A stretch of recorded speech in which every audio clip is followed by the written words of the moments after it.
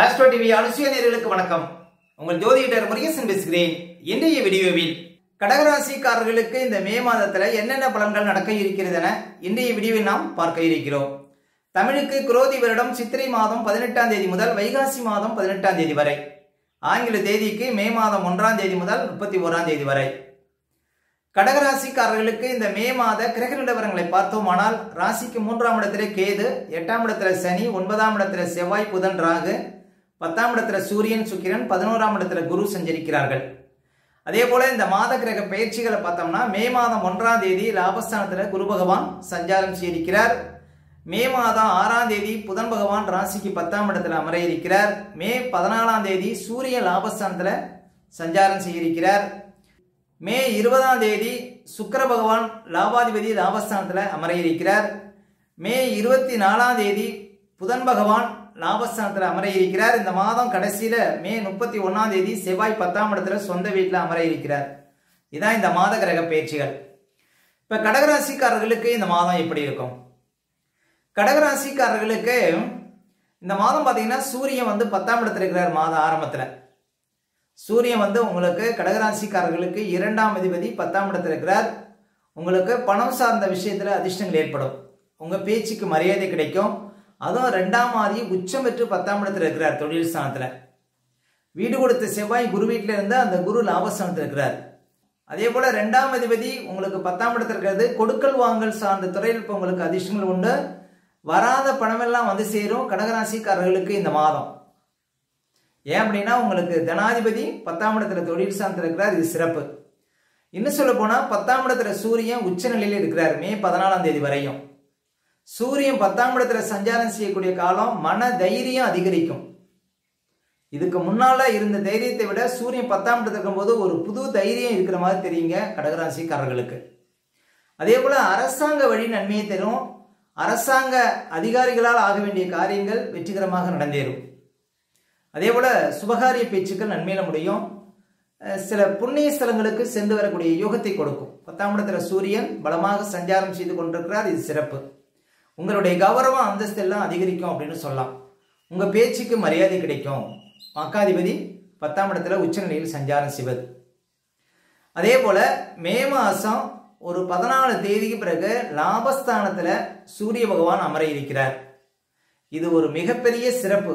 அதே போல மே மாதம் 14 தேதிக்கு பிறகு ஒரு மிகச்சிறந்த கிரக சேர்க்கை ஏற்பட இருக்கிறது. எப்படின்னு பாத்தீங்கன்னா, கடகராசிக்காரர்களுக்கு 2ஆம் அதிபதியும் 9ஆம் அதிபதியும் லாபஸ்தானத்துல சஞ்சாரம் செய்திருக்கிறார்கள். அதுவும் அந்த குரு பகவான் லாபஸ்தானத்துல சூரியனுடைய காலில் தான் சஞ்சாரம் செய்வார். அந்த சூரியனே கூடவே இருக்கிறார். அதுவும் சூரிய லாபஸ்தானத்துல பலம். இன்னும் சொல்ல போனா மே மாசம் 20 தேதி பிறகு அந்த லாபாதிபதி சுக்கிரனும் அந்த இடத்துக்கு வரார். அப்ப குரு லாபஸ்தானத்துக்கு வந்த உடனே உங்களுக்கு லாபஸ்தானத்துல சூரியனும் இருப்பது, தனாதிபதி இருப்பதும், தனக்காரகன் இருப்பதும் ரொம்ப சிறப்புங்க.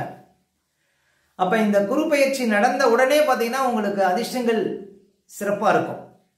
மே மாசம் 14 தேதிக்கு பிறகு மிகச்சிறந்த அதிர்ஷ்டங்களை கடகராசிக்காரர்கள் பார்க்க முடியும். கடகராசிக்காரர்களுக்கு நீண்ட காலமாக ஆகாத சில காரியங்கள்லாம் நடக்கும் பாருங்க. இந்த மே மாசம் 14 தேதிக்கு பிறகு மிகச்சிறந்த அதிர்ஷ்டங்களை கடகராசிக்காரர்கள் பார்க்க போறீங்க. நீண்ட காலமாக வராத பணம் எல்லாம் சேரும். அதே போல இழுபறியாக இருந்த காரியங்கள்லாம் நடக்கும். வாழ்க்கையில நீங்க எதை எதிர்பார்த்து காத்திருக்கீங்களோ அது நடக்கும். அப்ப மனசுல ஒரு புது சந்தோஷத்தை பார்க்க முடியும். கடகராசிக்காரர்கள் மே மாதம் 14 தேதிக்கு பிறகு சூரிய லாபஸ்தானத்துக்கு வந்த பிறகு தனாதிபதியும் உங்களுக்கு 9ஆம் அதிபதியும் லாபஸ்தானத்தில் இருப்பது நல்ல பணப்புழக்கத்தை கொடுக்கும். ஒரு சொந்தமா தொழில் செய்யறவங்க, வியாபாரம் பண்ணக்கூடியவங்க எல்லாம் நிறைய பணப்புழக்கத்தை பார்க்க முடியும். கட்டுக்கட்டாக பணம் சம்பாதிக்கக்கூடிய வாய்ப்புகளை கொடுக்குங்க இந்த மாதம் மே 14 தேதிக்கு பிறகு கடகராசிக்காரர்களுக்கு. அப்ப சூரிய லாபஸ்தானத்துல குருபவனோடு சேர்ந்து சஞ்சாரம் செய்வது தகப்பனாருக்கு அதிர்ஷ்டங்களை கொடுக்கும். உங்களுடைய வீட்டுல பிள்ளைகள் கடகராசியில் இருக்கிறாங்க, தகப்பனாருக்கு வேலை எதுவும் இல்லைன்னா, தகப்பனார் வேலை தேடி காத்திருக்கிறாருன்னா வேலை கிடைத்து விடும். ஏன்னா லாபஸ்தானத்துல சூரியன் குருவோடு, யோகாதிபதி குருவோடு சேர்ந்து சஞ்சாரம் செய்கிறார். இது மிகப்பெரிய சிறப்புங்க. அதே போல கடகராசிக்காரர்கள் வேலைக்காக எதிர்பார்த்து காத்துறீங்க, ஒரு நல்ல நிறுவனத்தை எதிர்பார்த்து காத்துறீங்கன்னா அந்த நிறுவனத்திலிருந்து உங்களுக்கு அழைப்பு வருவதற்கு வாய்ப்பு இருக்கு.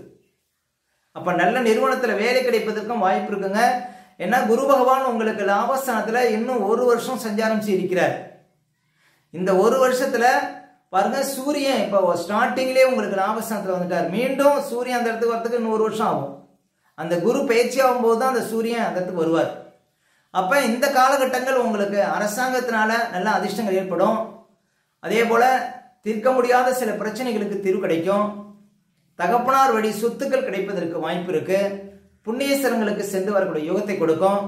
அப்ப லாபாதிபதி வலுக்கும் பொழுது மண்ணால் லாபம், பெண்ணால் லாபம், அதிகார லாபம், அந்தஸ்தை கொடுக்கும்.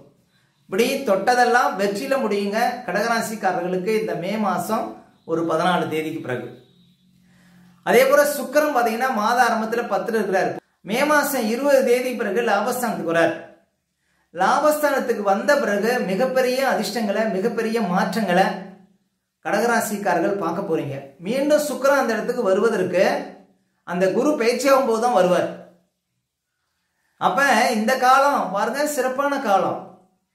அதாவது லாபஸ்தானத்துல குரு இருந்து அந்த வீட்டுக்குடைய லாபாதிபதியே அந்த வீட்டுக்கு வராருன்னா பாருங்க, உங்களுக்கு மிகப்பெரிய ஒரு அதிர்ஷ்டம்.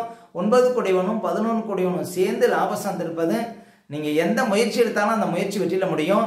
நீங்க செய்கின்ற காரியங்கள் பொன்னாக விளையும். அப்ப மிகப்பெரிய அதிர்ஷ்டங்கள் உங்களுக்கு காத்து கொண்டிருக்கிறது இந்த மாதம்.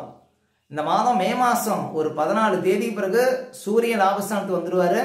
மே மாசம் 20 தேதி பிறகு சுக்கிரனை லாபஸ்தானத்துக்கு வந்துருவார். குரு அமர்ந்த வீட்டுக்கு அந்த வீட்டாதிபதியே வராரு.